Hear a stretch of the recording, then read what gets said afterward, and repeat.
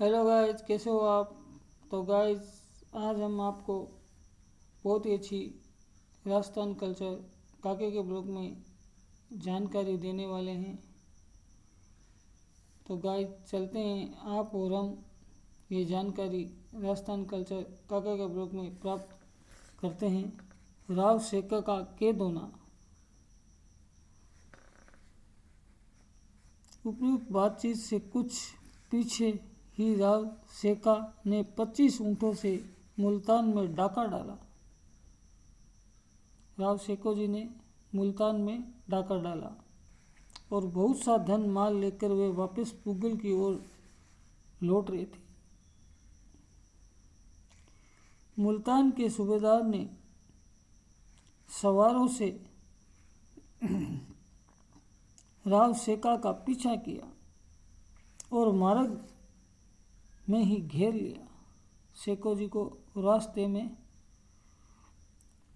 घेर लिया गया। सेका ने बड़ी वीरता से उनका मुकाबला किया। बड़ी वीरता से लड़े सेको जी, जिससे उनके सब के सब राजपूत संख्या में 50 थे यवनों के हाथ मारे गए और स्वयं सेका सूबेदार के हाथ कैद होकर मुल्तान लाया गया। सेका जी को पकड़ लिया गया और मुल्तान ले जाया गया और एक तहखाने में बंद कर दिया गया। सेका ने छूटने का बहुत प्रयत्न किया और तहखाने पर नियुक्त दरोगा और सिपाहियों को उसने रिश्वत देना भी चाहा, परंतु उसको किसी प्रकार से सफलता नहीं मिली और अनुमान 2 वर्ष तक वहाँ कैद रहना पड़ा। 2 साल तक सेका जी को मुल्तान की कैद में रहना पड़ा। इतने समय तक सेका को वंदन पड़े देख एक दिन उनकी स्त्री पति की दुर्दशा का स्मरण कर रोने लगी। सेको जी की पत्नी और पुकार करने लगी, भाई जी साहब, माँ करनी को, आप जैसी बहन के रहते हुए वे भी आप का भाई बंधन में पड़ा सड़ रहा है। इससे बढ़कर सेवजनों के लिए और क्या शैल्य हो सकता है।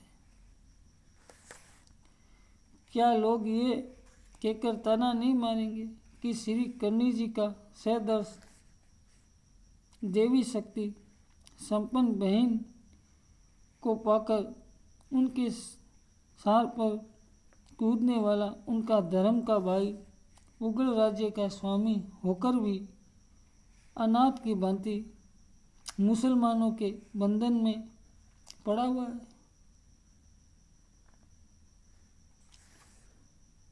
भाई जी का क्या लांछन नहीं है। इस प्रकार विलाप करते करते सेका की स्त्री को निंद्रा आ गई।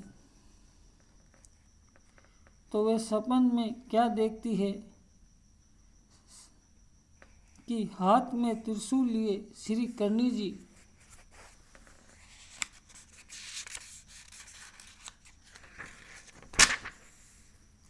सामने आ खड़ी होती है, माँ करनी, और कह रही है कि सेका के बंधन को मुक्त होने का एकमात्र उपाय है भाई रणकंवर का विवाह बीका के साथ होना।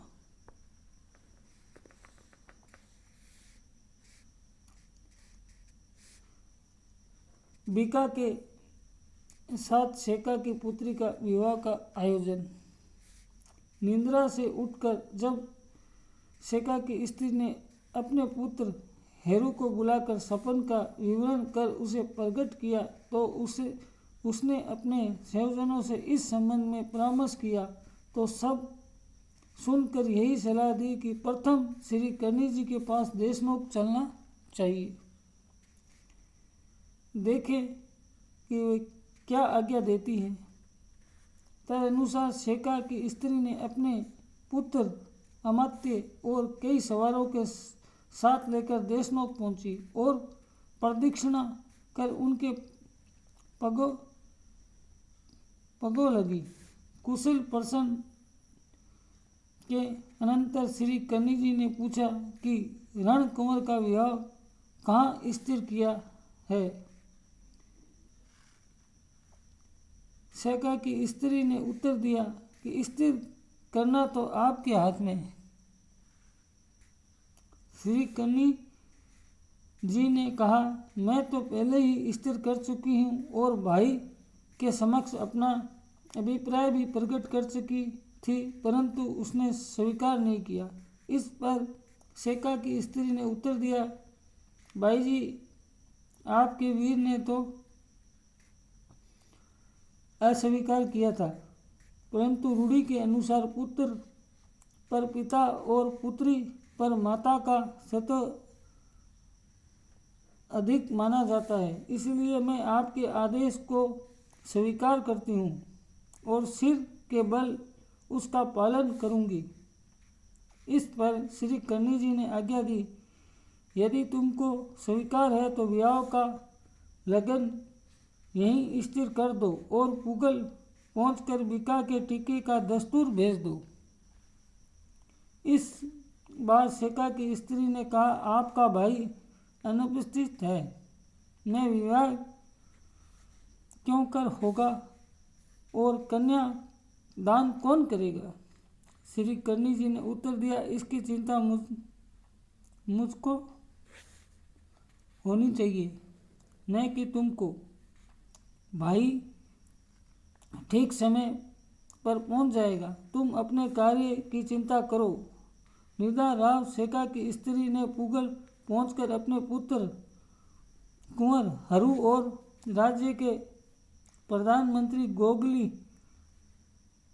भाटी को मुख्य सरदार सहित टीके का दस्तूर लेकर जांगलू को रवाना कर दिया।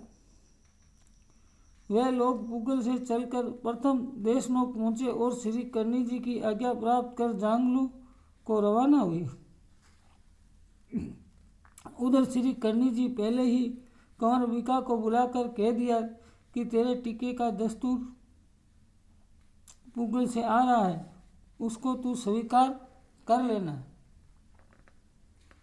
तदनुसार पुगल के इस दल ने जांगलू पहुंचकर सब राठौड़ की उपस्थिति में कंवर बिका का तिलक नारियल जिला दिया और लगन का दिन स्थिर कर उन्होंने वापस देशमुख पहुंच श्री कर्णी जी को विवाह में पधारने के लिए निमंत्रण किया।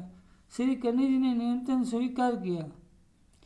विवाह से एक सप्ताह पूर्व पुगल पहुंच जाने की अनुमति प्रदान कर दी और उधर पुगल में एवं इधर जांगलू में विवाह के मंगल गान प्रारंभ हो गए।